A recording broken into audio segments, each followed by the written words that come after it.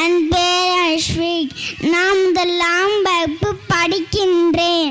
நான் பேச போகும் தலைப்பு விவசாயம் காப்போம்.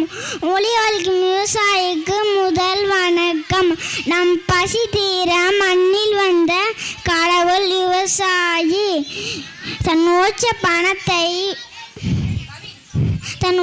பணத்தை வங்கியில் போடாமல் ஒன்றுக்காக மண்ணில் போடுகிறான்.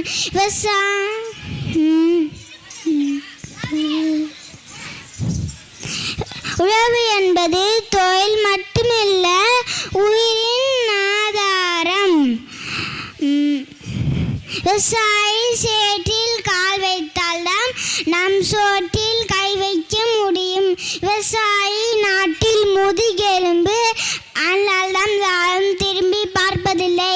விவசாயம் நமதிரு கண்கள். விவசாயம் பழகு, விவசாயம் காப்போம், விவசாயத்தை காப்போம். நன்றி.